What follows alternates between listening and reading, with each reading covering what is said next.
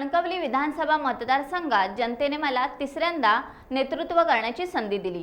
कोकणवासियांनी माझ्या हिंदुत्वाला पसंती दिली आहे। देवेंद्र फडणवीस सांगतात की हे धर्मयुद्ध आहे। विरोधकांनी विष पसरवण्याचे काम केले होते, मात्र कडवट हिंदुत्ववादी कोकणवासीय कायम माझ्या सोबत राहिले। महाराष्ट्रासह कोकण हा महायुतीचा बालेकिल्ला आहे, त्यामुळे 100% विजय हा भगव्याचा नक्की आहे। महाराष्ट्रात फक्त जय श्रीराम दिसेल अशी प्रतिक्रिया विजयानंतर आमदार नितेश राणे यांनी दिली। नितेश पर्वाच्या पेक्षा हे भगवं पर्व आहे आणि कणकवली देवगड वैभववाडीच्या माझ्या सर्व मतदार बंधूंचं मी मनापासून आभार मानतो। मोठ्या प्रमाणामध्ये हिंदू समाजाने आम्हाला ह्यावेळी आशीर्वाद दिला।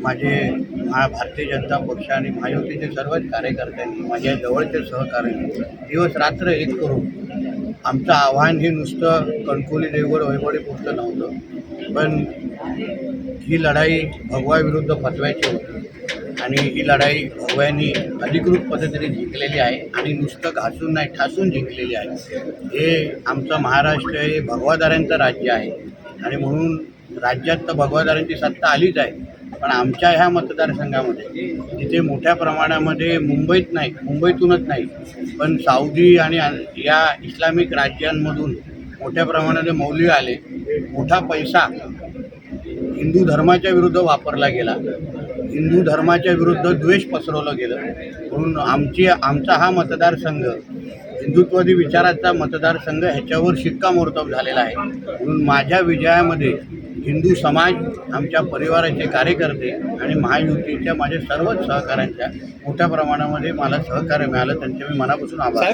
केवळ कणकवलीच नव्हे तर संपूर्ण बघितलं तर सिंधुदुर्ग जिल्ह्यामध्ये सुद्धा महायुतीचाच बोलबाला आहे। अगदी कुडाळमध्ये सुद्धा बघितलं आपण तर 10 वर्षानंतर एक वर्तुळ पूर्ण झालेलं आहे। निलेश राणे यांनी पक्षप्रवेश करतानाच म्हटलं होतं की माझ्या वडिलांचा पराभव जिथं झाला होता तिथूनच मला विजय संपादन करायचं आहे आणि त्यांनी विजय संपादन केला आहे। तब्बल 8,000हून अधिक मताधिकाऱ्यांनी त्यांनी आपला विजय संपादन केला आहे। सावंतवाडीमध्ये सुद्धा बघितलं तर दीपक केसरकर जवळपास 40,000हून अधिक मतांनी विजय झाले आहेत। सिंधुदुर्ग जिल्हा हा महायुतीचा बालेकिल्ला झालेला आहे पुन्हा एकदा। ते लोकसभेला शिक्कामोर्तब झालेले। आमचे सन्मान्य राणेसाहेब जेव्हा इथे भारतीय जनता पक्ष आणि महायुतीचे खासदार म्हणून निवडून आले तेव्हा सिंधुदुर्ग जिल्ह्याने 90% पाठिंबा आम्हाला दिलेला आणि तसंच प्रतिबिंब आता तुम्हाला विधानसभेला दिसलेलं आहे। म्हणजे हे तिन्ही मतदारसंघ हे महायुतीच्या आमच्या सगळ्याच माझ्या सहकाऱ्यांनी, ज्येष्ठ सहकाऱ्यांनी मोठ्या प्रमाणामध्ये त्यांचा विजय झालेला आहे। यापुढे ज्या पद्धतीने उद्धव ठाकरे आणि त्यांचे अन्य सहकाऱ्यांनी येऊन विषारी प्रचार केला, विकासाच्या मुद्द्यावर एक शब्द काढायचा नाही पण खालच्या पातळीची टीका करायची, शिव्याशाप करायच्या आणि हे सगळे जे काही त्यांचे आजूबाजूचे जे काही त्यांनी असे भोंगे आणलेले त्यांच्याचमुळे आज सिंधुदुर्गच्या जनतेला कळून चुकलेलं आहे ते दहशतवाद करणारे कोण आहेत, वातावरण खराब करणारे कोण आहे आणि ज्या पद्धतीने महायुती म्हणून आम्ही हे पूर्ण आमचा प्रचार हा विकासावर केला, संयमाने ठेवला, म्हणून मला वाटतं त्या पद्धतीने जनतेने आम्हाला आशीर्वाद दिलेला आहे। टाइम्स डिजिटलला लाईक करा, शेअर करा, सबस्क्राईब करा आणि बेल आयकॉन दाबायला विसरू नका।